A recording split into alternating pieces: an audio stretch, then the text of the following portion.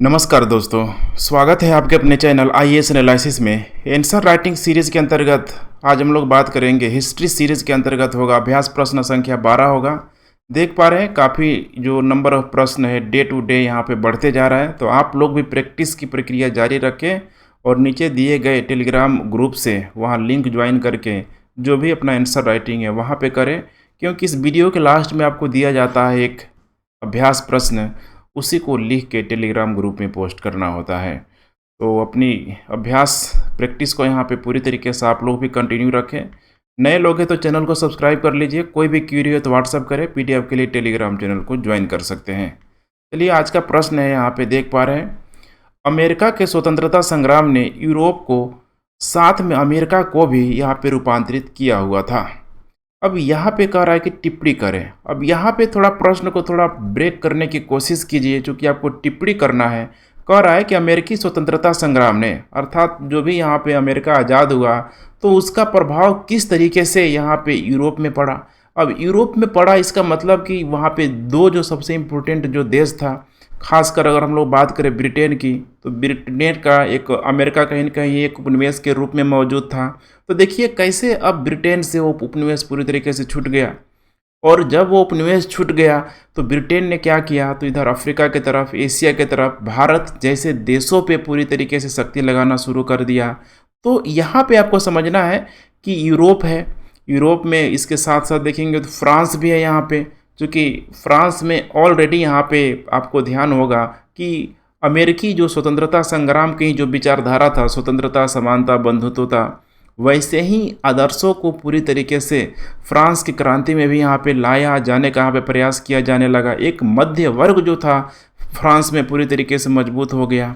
तो यहाँ पे देखिए ब्रिटेन और यहाँ पे पूरी तरीके से फ्रांस हो जाएगा।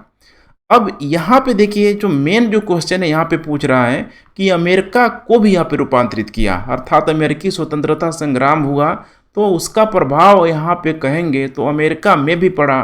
कैसे पड़ा, आपको पूरा का पूरा जो अमेरिका में जो भी चेंज आया है उस चेंज को आप कोशिश कीजिए अच्छे तरीके से सिंप्लीफाई करने का, बताने का, और उसे देखिए आज करेंट में आप चीज़ों को जोड़ सकते हैं कि अमेरिका एक ऐसे ही नहीं, देखिए लगभग 22 ट्रिलियन का इकोनॉमी यहाँ पे बन चुका है, एक विश्व महाशक्ति के रूप में स्टेबलाइज है।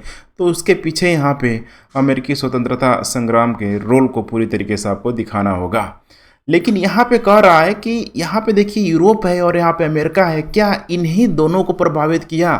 तो जवाब होगा नहीं, क्योंकि इससे भी कहीं अगर ज़्यादा प्रभावित किया तो कहीं न कहीं देखेंगे उपनिवेशों को, क्योंकि ब्रिटेन को मोटिवेशन मिला यहाँ पे भाई नए नए उपनिवेशों को बनाने का, यहाँ पे मोटिवेशन मिलता गया तो यहाँ पे उपनिवेशीकरण को भी यहाँ पे पूरी तरीके से बढ़ावा मिला। तो इसीलिए अमेरिका स्वतंत्रता संग्राम में देखिए एक तरफ जहाँ पे अगर देखा जाए तो यूरोप के देशों में अगर पॉजिटिव अप्रोच, एक पॉजिटिव इम्पैक्ट, या फिर अमेरिकी देशों में पॉजिटिव इम्पैक्ट आपको पड़ता हुआ दिखाई दे रहा है। लेकिन वहीं अगर बात करें हम लोग, ठीक है, एशिया हो गया, अफ्रीका हो गया, तो यहाँ आपको उसका निगेटिव इम्पैक्ट पड़ता हुआ दिखाई देगा। इससे क्योंकि ये लोग अब धीरे धीरे गुलाम बनने की प्रक्रिया में हैं। ऑलरेडी 1776 में अमेरिकी स्वतंत्रता संग्राम हुआ और देखिए भारत उस समय धीरे धीरे गुलाम आ रहा था, बन रहा था। Regulating act, Pitt's India act, ठीक है, ऑलरेडी बक्सर, प्लासी यहाँ पे हो चुका था। तो कहीं न कहीं इन चीज़ों को आपको रिलेट करके एक बड़े डायमेंशन के अंतर्गत इसको पूरा करने का प्रयास कीजिए। तो चलिए हम लोग यहाँ पे कोशिश करते हैं। सबसे पहले बनाते हैं synopsis, intro part, body part, conclusion part. आपको बिल्कुल समझ में आ रहा होगा, ठीक है। 3 भाग में से तोड़ने की कोशिश करते हैं। सबसे पहले भूमिका में आपको यहाँ पे इंट्रो यहाँ पे बता देना है, अमेरिकी स्वतंत्रता संग्राम के बारे में आपको बता देना है, मेंशन कर देना है। बिल्कुल फ्री है, कम से कम शब्दों में प्रभावशाली भूमिका बताने की कोशिश कीजिए। उसके बाद देखिए यहाँ पे यूरोप में जो रूपांतरण हुआ, खासकर मैंने 2 बातों को रखा था, ठीक है, ब्रिटेन में और फ्रांस में, उसे मेंशन कर दीजिए। और उसके साथ साथ यहाँ पे अगर बात कर देंगे उपनिवेशों को भी लेके तो और सोने पे सुहागा, मतलब सुहागा हो जाएगा। उसके बाद देखिए अमेरिका में जो बदलाव हुआ, जो भी चेंजेज आया है, क्योंकि क्वेश्चन का 75% जो भाग है यहीं से आपको कवर होगा कि अमेरिका में क्या क्या, किस किस एरिया में यहाँ पे बदलाव आया, अच्छे से आपको बताना है। उसके बाद फाइनली यहाँ पे निष्कर्ष के माध्यम से अपने आंसर राइटिंग को आप कंप्लीट कर सकते हैं। तो चलिए हम लोग यहाँ पे आंसर राइटिंग करने का प्रयास करते हैं। भूमिका के तौर पे यहाँ पे आप देख लीजिए कि अमेरिका क्रांति मानव सभ्यता के इतिहास के सबसे बड़े परिवर्तनों में से एक है। लोकतंत्र के रूप में, लोकतंत्र की जननी के रूप में कहीं न कहीं देखेंगे तो अमेरिका को ही यहाँ पे माना जाता है, लेकिन वो अमेरिकी जो लोग हैं यहाँ पे ध्यान रखिएगा वो भी कहीं न कहीं ब्रिटेन से आए हैं। उस ब्रिटेन से तब ये लोग आया हुआ है जब पूरी तरीके से पुनर्जागरण काल का युग चल रहा था, धीरे धीरे प्रबोधन काल का युग यहाँ पे आता गया। तो आपको समझना है कि देखिए ओरिजिन तो ब्रिटेन ही था, लेकिन ब्रिटेन से चूँकि व्यापारिक गतिविधियों को बढ़ावा देने के लिए ये लोग आके अमेरिका का जो पूर्वी तट था जहाँ 13 उपनिवेश लोग आके बस गया, तो कहीं न कहीं देखिए यहाँ पे वहीं से तो यहाँ पे शुरुआत हो रहा है। इसीलिए यहाँ पे कहा जा रहा है कि मानव इतिहास की धारा को नए विचार तथा मूल्यों द्वारा यहाँ पे बदल दिया गया। ब्रिटेन को अगर देखिए मैग्ना कार्टा के लिए जाना जाता है, तो अमेरिका के लिए, अमेरिका को एक लोकतंत्र के रूप में, मानव अधिकारों के रूप में यहाँ पे पूरी तरीके से जाना जाता है, जहाँ पे ठीक है अच्छा खासा आज वर्तमान में भी मौजूद है। अमेरिकी स्वतंत्रता का युद्ध देखिए हालांकि देखेंगे तो 1775 से लेकर 1783 तक यहाँ पे लड़ा गया, लेकिन 1776 में ध्यान रखिएगा अनऑफिशियली यहाँ पे 13 उपनिवेशों ने अपने आप को स्वतंत्र घोषित कर दिया था।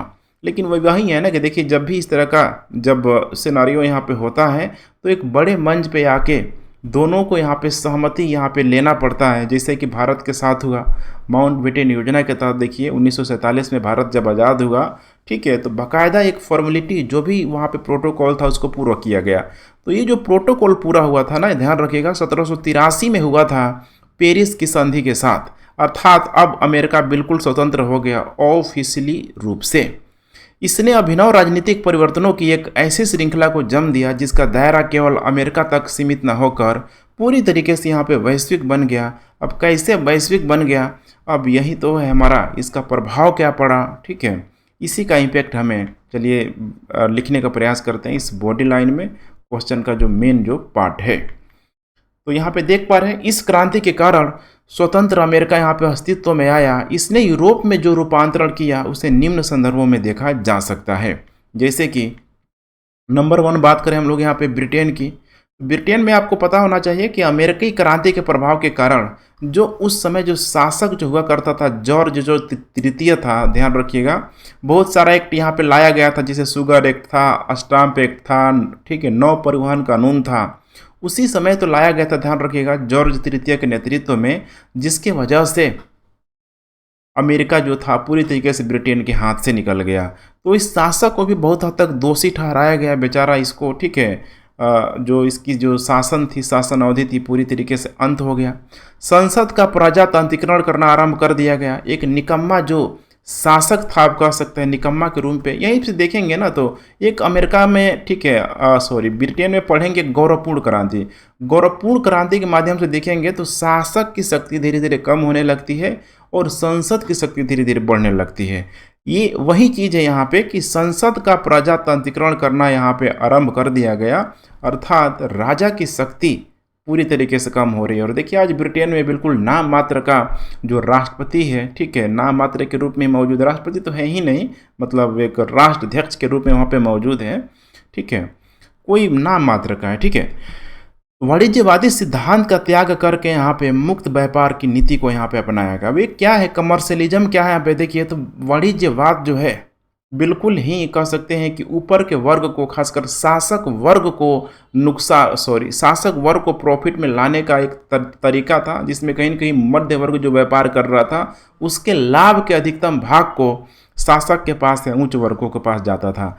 तो वाणिज्यवादी सिद्धांत में मेनली मान के चलिए शासक को इसमें फायदा होता था, तो शासक तो कमजोर हो गया, ठीक है। तो यहाँ पे इसको कमजोर करके मुक्त व्यापार की नीति को अपनाया गया, क्योंकि मुक्त व्यापार की जो नीति की जो मांग किया गया था अमेरिका के द्वारा किया गया था और ब्रिटेन ने इसको अपनाया। लेकिन ध्यान रखिएगा इसने जो मुक्त व्यापार की नीति को जो अपनाया अपने से समकक्ष लोगों के द्वारा, जैसे यूरोप में बाकी जो कंट्रियाँ मौजूद थी उसके समक्ष अमेरिका के साथ इसने अपनाना शुरू किया। लेकिन क्या उपनिवेशों के साथ इसने अपनाया? बिल्कुल नहीं अपनाया। तो इसे आप लोग ध्यान रखेंगे। अब आइए नेक्स्ट हम लोग बात करते हैं यहाँ पे फ्रांस में, देखिए क्या प्रभाव पड़ा। तो देखिए अमेरिकी स्वतंत्रता संग्राम जब हो रहा था तो उसी समय, ठीक है, लफायतो वगैरह जो सैनिक कमांडर जो फ्रांस से, ध्यान रखिएगा उस समय लुई 16 का जो कार्यकाल चल रहा था, बदला लेने के लिए ठीक है लफायतो को भेजा गया वहाँ पे अमेरिकी स्वतंत्रता संग्राम में, चूँकि बस्तियाँ तो थी ना कनाडा के ऊपर, तो वहाँ पे भेजा गया। तो गया तो देखा कि अमेरिकी जो लोग हैं अजब गजब मांग कर रहे हैं, स्वतंत्रता चाहिए, समानता चाहिए, कर मुक्त व्यापार चाहिए, पूरी तरीके से मुक्त व्यापार चाहिए, यहाँ पे प्रतिनिधित्व तो नहीं तो कर नहीं, इस तरह का मांगे रख रहे हैं। लेकिन हमारे जो फ्रांस में है अभी ये तो सारी कुरीतियाँ सारी बुराइयाँ मौजूद है। तो इसीलिए यहाँ पे कहा जा रहा है कि फ्रांस में जो देखिए बहुत प्रभाव पड़ा अमेरिकी क्रांति का, गहरे रूप से प्रभावित किया। इस क्रांति ने फ्रांस में नई चेतना उत्पन्न कर दी, फ्रांस को क्रांति के लिए प्रेरित किया। फ्रांस की क्रांति का जो मुख्य जो नारा था स्वतंत्रता, समानता एवं बंधुत्व, कि शासक कहीं न कहीं देखिए अमेरिकी स्वतंत्रता संग्राम में भी यहाँ पे देखा जा सकता है। तो ये समानता के बिंदु के रूप में भी यहाँ पे कहीं न कहीं मौजूद है, लेकिन ये इम्पैक्ट तो पड़ रहा है ना अमेरिकी स्वतंत्रता संग्राम का। अमेरिकी स्वतंत्रता संग्राम ने कहीं न कहीं देखेंगे तो यूरोपीय मध्य वर्ग को पूरी तरीके से प्रभावित किया। चूँकि आपको ध्यान होगा कि फ्रांस की जो क्रांति हुई है मध्य वर्ग के कंधों में रख के यहाँ पे की गई है, मैंने मध्य वर्ग नहीं किया हुआ है, निम्न वर्ग को ठीक है बिल्कुल ही उसका एकदम उपयोग करके अपने अकॉर्डिंग उसका उपयोग किया। और लेकिन किया कौन, नेतृत्वकर्ता के रूप में तो मध्य वर्ग ही था। तो इस चीज़ को भी आपको ध्यान रखना। और ये मध्य वर्ग सिर्फ फ्रांस का ही मजबूत नहीं होगा बल्कि जर्मनी जैसे ठीक है देशों में मजबूत होगा, उसमें प्रसा वगैरह था, ध्यान रखिएगा। उसी तरीके से देखेंगे तो ब्रिटेन में भी ये मध्य वर्ग बहुत मजबूती से सामने आएगा, जो कि शासक वर्ग को या फिर उच्च वर्ग के लोगों को ये चुनौती देना शुरू कर देगा। अब देखिए यहाँ पे क्वेश्चन का जो नेक्स्ट जो पार्ट है कि अमेरिका को देखिए किस तरीके से इसने रूपांतरित किया। तो देखिए यहाँ पे उपनिवेशों पर प्रभाव, ठीक है। तो अमेरिका से पहले यहाँ पे चूँकि टिप्पणी करना है ना, टिप्पणी के रूप पे आप यहाँ पे भी इसे डाल सकते हैं, कोई दिक्कत नहीं है यहाँ पे, ठीक है। बीच में भी कि दो में प्रभाव किया है क्या, लेकिन उपनिवेशों पे तो पॉजिटिव इम्पैक्ट नहीं डाला हुआ है, उपनिवेशों पे निगेटिव इम्पैक्ट डाला हुआ है। मैंने आपको बताया हुआ था कि इसने उपनिवेशों को भी प्रभावित किया। इसके कारण जहाँ ब्रिटेन को ऑस्ट्रेलिया, आपको याद होगा, आप नीचे कमेंट करिए, ऑस्ट्रेलिया और न्यूजीलैंड की खोज किसने किया हुआ था, यूरोपियों के द्वारा, ब्रिटेन वासियों के द्वारा यहाँ पे खोज किया था, ठीक है। जिससे कुक था, तस्मान था, आपको ध्यान होना चाहिए सारे नाम, ठीक है। तो ऐसे जैसे नए उपनिवेश स्थापित करने पड़े, पुराने उपनिवेशों पर पकड़ मजबूत करनी पड़ी। जहां भारत के संदर्भ में 1784 का जो पिट्स इंडिया एक्ट लाया गया तथा कार्नवालिस के सुधारों को लाकर, देखिए पुलिस जो एक्ट है कार्नवालिस के द्वारा यहाँ पे लाया गया था, तो यहाँ पे उसकी मजबूत की। वहीं आयरलैंड के संदर्भ में अगर देखा जाए तो ब्रिटिश सरकार ने आयरलैंड की संसद को विधि निर्माण का अधिकार प्रदान कर दिया। अब आयरलैंड है बिल्कुल देखेंगे तो ब्रिटेन के ठीक है पश्चिम साइड में, लगभग दक्षिण पश्चिम साइड में मतलब देखने के लिए मिल जाएगी। तो वो भी आयरलैंड कहीं न कहीं देखेंगे तो लंगर डालने का ये लोग काम करता था। जब अमेरिका लोग जाता था तो बिल्कुल एज उपनिवेश उसको ट्रीट किया जाता था। लेकिन जब अमेरिका जब आज़ाद हो गया तो आयरलैंड वालों ने मांग रखी और उस चीज़ को ब्रिटेन भली भांति मांगा और आयरलैंड को भी पूरी तरीके से ठीक है मैंने स्वतंत्र कर दिया। इसीलिए वहाँ पे भी विधि निर्माण का अधिकार दिया गया। तो देख पा रहे हैं कुछ उपनिवेशों पे पॉजिटिव इम्पैक्ट पड़ रहा है, कुछ उपनिवेशों पे निगेटिव इम्पैक्ट यहाँ पे पड़ रहा है, ठीक है। इसमें भारत तो बहुत अच्छा खासा देखिए ठीक है निगेटिव इम्पैक्ट पड़ने वाले देशों में से एक था। अब यहाँ पे क्वेश्चन का जो ठीक है मैंने बताया होता कि 75% जो वेटेज है, देखिए कि अमेरिका में क्या रूपांतरित किया अमेरिकी स्वतंत्रता संग्राम ने। तो उपयुक्त प्रभावों ने देखिए यूरोप में जो रूपांतरण किया, वहीं अमेरिका भी इस स्वतंत्रता संग्राम से रूपांतरण मैंने स्वतंत्रता संग्राम से हुए रूपांतरण से अछूता नहीं रहा, जिसे हम निम्न बिंदुओं के माध्यम से देख सकते हैं। देख पा रहे हैं अमेरिका को स्वतंत्रता प्राप्त हुई, नो डाउट 1776 में, ठीक है। उन लोगों ने घोषणा किया 13 उपनिवेशों ने मिलके, और ठीक है उसके बाद से देखेंगे तो 1783 में पेरिस संधि के माध्यम से ऑफिशियली रूप से डिक्लेयर कर दिया गया। तो विभिन्न अमेरिकी बस्तियों ने मिलकर अपने आप को एक सशक्त राष्ट्र के रूप में स्टेबलाइज किया, जो बिल्कुल सही है। जब विश्व के समस्त देशों में राजतंत्रात्मक शासन स्थापित हो रहा था तो अमेरिका में पहली बार देखिए प्रजातंत्र केवल कह सकते हैं लोकतांत्रिक व्यवस्था की तरफ उन्मुख हो रहा था। तो कितना बड़ा अचीवमेंट है, आप समझ पा रहे हैं। इसीलिए लोकतंत्र का सबसे बेहतरीन देशों के रूप में एक अमेरिका को भी यहाँ पे काउंट किया जाता है। यहाँ मुक्त अर्थव्यवस्था को यहाँ पे बल प्रदान किया गया, ठीक है। राजनीति में जन भागीदारी को प्रोत्साहन दिया गया, चूँकि अमेरिकी क्रांति ठीक है इसी मुक्त अर्थव्यवस्था पे बल देते हुए तो यहाँ पे पूरी तरीके से जोड़ दिया जा रहा था, ठीक है। एडम स्मिथ वगैरह का भी यहाँ पे नाम बड़ी चर्चा में, ध्यान रखिएगा, एडम स्मिथ, ठीक है। उसी समय इसकी बुक भी आई हुई थी लगभग 1776 में।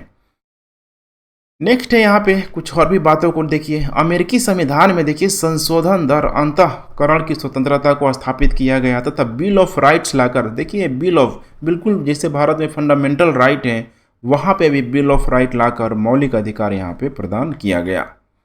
अमेरिका ने आधुनिक विश्व इतिहास में देखिए सर्वप्रथम धर्मनिरपेक्ष राज्य की स्थापना कर चर्च को राज्य से अलग कर दिया, ध्यान रखिएगा। ब्रिटेन में भी चल रहा था, लेकिन प्रोटेस्टेंट आंदोलन के बाद से देखेंगे तो ब्रिटेन में काफ़ी हद तक चर्च को राज्य से सेपरेट किया गया, लेकिन चूंकि वहाँ एक बहुसंख्यक जनता थी जो पूरी तरीके से चर्च को, अर्थात ठीक है प्रोटेस्टेंटवादी थे, तो मानते तो थे यहाँ पे चर्च का थोड़ा बहुत इम्पैक्ट रहता था, लेकिन यहाँ पे बिल्कुल एक सेकुलर कंट्री के रूप में अमेरिका पहली बार स्टेबलाइज हो गया। सोचिए पहली बार, ठीक है, पहली बार मैं बात कर रहा हूँ। तो धर्मनिरपेक्ष राज्य के रूप में, जो कि वहाँ पे श्वेत भी थे, वहाँ पे अश्वेतों की संख्या भी अच्छी खासी यहाँ पे मौजूद थी। तो इस चीज़ को उसी समय अमेरिकी वासी समझ गए। देखिए आज मिला जुला के अच्छा ही चल रहा है। इस स्वतंत्रता संग्राम के परिणाम स्वरूप देखिए गुण एवं प्रतिभा पर आधारित नए कुलीन तंत्र का यहाँ पे विकास हुआ। अब ये कौन है? तो अमेरिका में जो लोग, ध्यान रखिएगा, ब्रिटेन से जो भी चोर उचक्का सब भेजा गया था वहाँ पे अमेरिका में, तो उसी में कुछ प्रबुद्ध लोग यहाँ पे आ गया। धीरे धीरे अमेरिका में गया तो एक बहुत बड़ा उनको लैंड मिल गया, फर्टाइल लैंड मिल गया, बहुत सारे रिसोर्सेज मिल गए वहाँ पे, एग्रीकल्चर, धीरे धीरे इंडस्ट्री, ये सब जब होने लगा तो जो भी ब्रिटेन वाला सब गया था धीरे धीरे वहाँ पे जाके अमीर हो गया।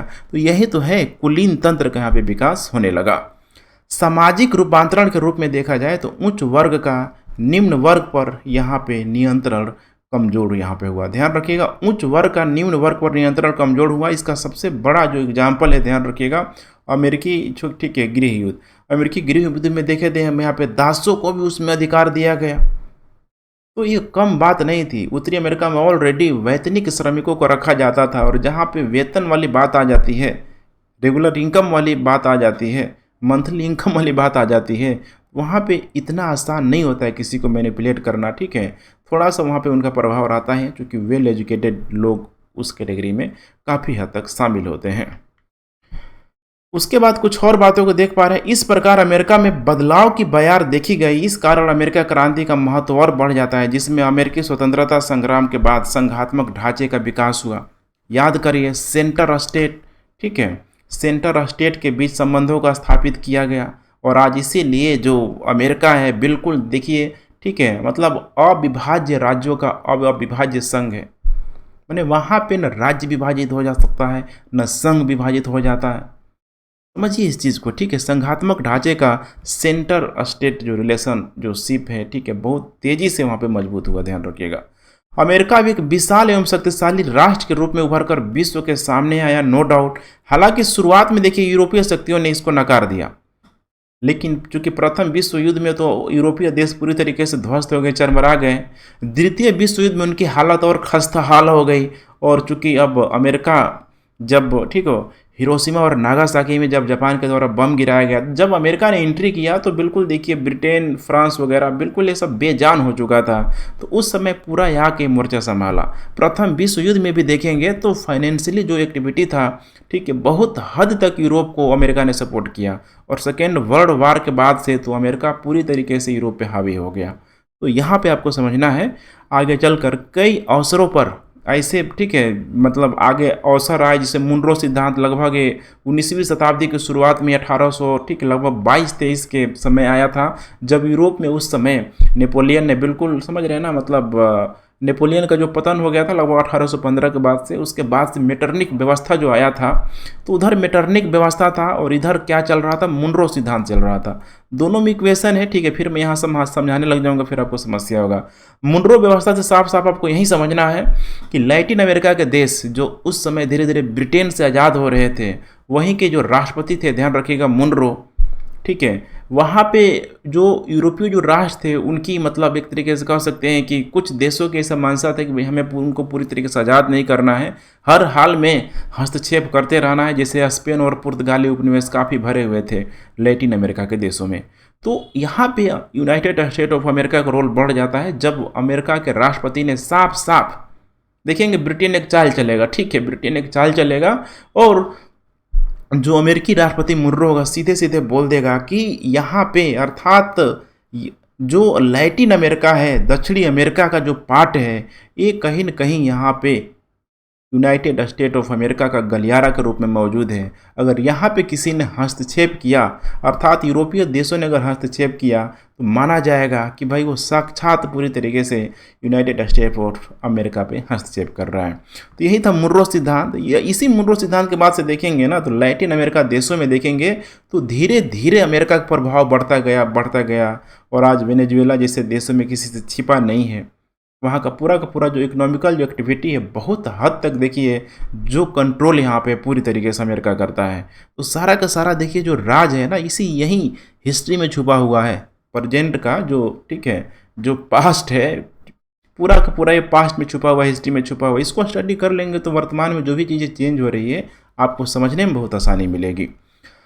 प्रथम विश्व युद्ध हो गया, चाहे यहाँ पे द्वितीय विश्व युद्ध हो गया, सब आप इससे अवेयरनेस है यहाँ पे ध्यान रखिएगा। प्रथम विश्व युद्ध में तो अमेरिका ने पार्टिसिपेट नहीं किया, लेकिन मैंने अभी आप लोगों को बताया, मेंशन किया कि जब यूरोपीय देश जब उस समय प्रथम विश्व युद्ध के बाद बिल्कुल ये सब कंगाल हो चुका था, धीरे धीरे उनकी इकोनॉमिकल एक्टिविटी बहुत बेकार हो चुकी थी, तो बहुत हद तक यहाँ पे अमेरिका ने सपोर्ट किया। द्वितीय विश्व युद्ध में पता है आपको, शीत युद्ध में देखिए किस प्रकार से अब विश्व पटल पे देखेंगे तो शीत युद्ध में यहाँ पे बिल्कुल नहीं समझ रहे ना, उन्हें दो ध्रुवीय राष्ट्र हो गए, एक तरफ सोवियत रूस हो गया, एक तरफ अमेरिका हो गया, नाटो हो गया। नाटो को आप कैसे भूल सकते हैं, आज वर्तमान में यूक्रेनियाई जो समस्या है उसके पीछे बहुत बड़ा जो रोल प्ले कर रहा है नाटो ही कर रहा है। तो यहाँ पे नाटो जो था पूरी तरीके से नॉर्थ, ठीक है, अटलांटिक, आप समझ पा रहे हैं, ठीक है। इस नाटो का उद्देश्य ही था कि अमेरिका के द्वारा यूरोप में पूरी तरीके से कंट्रोल करना, व्यवस्थित रूप से इसको चलाना, तो आपको समझना है, ठीक है। तो नाटो का गठन आदि के माध्यम से यूरोपीय राजनीति को गहरे रूप से प्रभावित किया इसका, ठीक है। कोई अब यहाँ पे, ठीक है, देख पा रहे हैं यहाँ पे कहीं न कहीं यहाँ पे अमेरिका को यहाँ पे इंडिकेट ही करने का प्रयास किया जा रहा है कि कितना अमेरिका पूरी तरीके से टॉप लेवल पे चला गया, ठीक है। वैचारिक स्तर पर देखिए अमेरिका अब यूरोप से आगे निकल गया था उस समय, नो डाउट, क्योंकि लिखित संविधान एवं गणतंत्र की घोषणा ने अमेरिका को प्रबुद्ध राजतंत्र से ऊपर उठा दिया था। और यही प्रबुद्ध देखिए राजतंत्र जो था ना, यूरोपीय राजनीति का प्रमुख मानदंड यहाँ पे माना जाता था।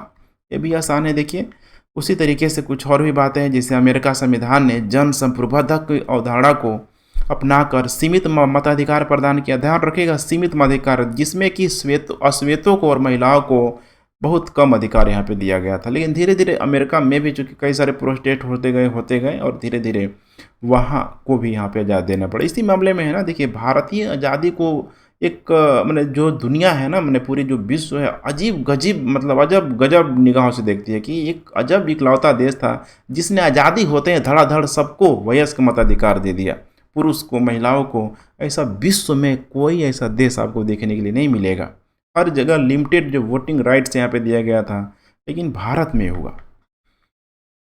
अमेरिकी संविधान ने देखिए उपनिवेशी विरोधी आंदोलन को प्रेरित करने में अहम भूमिका निभाई। इसका मुख्य कारण था अमेरिकी संविधान में स्पष्ट रूप से उपनिवेशी विरोधी दृष्टिकोण की यहाँ पे अभिव्यक्ति थी। चूंकि अमेरिका खुद एक उपनिवेश था तो चाह नहीं रहे था कि भाई ठीक है हम किसी को उपनिवेश बनाए, लेकिन एक प्रश्न चिन्ह लगा रहे। सोचिए जो मुनरो सिद्धांत जो लाया गया था, क्या कहीं न कहीं अगर आज भी अगर मतलब इतना अधिक अगर इम्पैक्ट है लैटिन अमेरिका के देशों में यूएसए का, तो सोचिए कहीं न कहीं उपनिवेशवाद की तरफ तो इंडिकेट यहाँ पे कर ही रहा है, ठीक है। तो ये कहना गलत है। देखिए अपने साथ आता है ना, मैंने अपने साथ, ठीक है, मैंने दूसरों के साथ ऐसा बर्ताव ना करें जो स्वयं के साथ अच्छा नहीं लगता हो, लेकिन होता इसके उल्टे है, ठीक है। लगता है कि दूसरा कोई हमारे साथ वैसा बर्ताव ना करे, लेकिन हम उसके साथ ऐसा बर्ताव जरूर करें जो कि उसको अच्छा ना लगे। होता ही है, ठीक है। यही तो है इकोनॉमिकल एक्टिविटी, इकोनॉमिकल जो इंटरेस्ट है क्या नहीं करवाता है। तो ठीक है फ्रेंड्स, फाइनली निष्कर्ष बहुत छोटा सा है। निष्कर्षता कहा जा सकता है कि अमेरिकी स्वतंत्रता संग्राम विश्व के अन्य देशों के लिए प्रेरणा स्रोत बना, जिसके प्रभाव से भारत भी अछूता नहीं रहा। इसको थोड़ा और भी यहाँ पे बढ़ा चढ़ा के लिख सकते थे भारत को लेके कि भारत में किस तरीके से इसका निगेटिव प्रभाव पड़ता हुआ भी यहाँ पे दिखाई दे रहा है, अफ्रीका में दिखाई दे रहा है, ऑस्ट्रेलिया में हो गया, न्यूजीलैंड में हो गया, ठीक है। सारा चीज़ यहाँ पे मेंशन यहाँ पे आप अच्छे तरीके से कर सकते हैं। तो ठीक है फ्रेंड्स, आशा करता हूँ कि आप लोगों ने बहुत अच्छे तरीके से देखा होगा तो काफ़ी कुछ अलॉट, ठीक है, आपको सीखने के लिए मिला होगा। तो आज का जो प्रश्न है, जो प्रैक्टिस करना है आप लोगों को, छोटा होने के बावजूद शेर शाह का शासनकाल इतिहास में अपने सुधारों की वजह से महत्वपूर्ण स्थान रखता है, चर्चा करें। बहुत फेमस पर्सनालिटी है, ध्यान रखिएगा, ठीक है। बिल्कुल मुगल काल के बीच में आकर टपकेगा शेर शाह, और बोला जाता है ना, हुमायूं के मुंह से पूरी तरीके से मुगल साम्राज्य को छीन लेगा। थोड़ा अच्छे से इसको लिखने का प्रयास कीजिए, टेलीग्राम में पोस्ट कीजिए, ठीक है फ्रेंड्स। फिर आज का आंसर राइटिंग यही कंप्लीट होता है। अपने दोस्तों से सब्सक्राइब जरूर करवाएं, ठीक है। डेली के डेली मैं आप लोगों से बात इसलिए कहता हूं कि अभी भी जो सब्सक्राइबर जो रेटिंग है बहुत अच्छा नहीं पहुंच रहा है, ठीक है। वीडियो तो देख रहे हैं लेकिन बहुत वैसे स्टूडेंट अभी भी सब्सक्राइब नहीं कर पा रहे हैं, तो शायद इस चैनल के वैल्यू को नहीं समझ पा रहे हैं, ठीक है। बहुत सारी जो बाधाएँ हैं जो आपके मार्ग में जो आने वाली, इस चैनल के माध्यम से आप दूर कर सकते हैं। फॉलो करते रहिए। जय हिंद।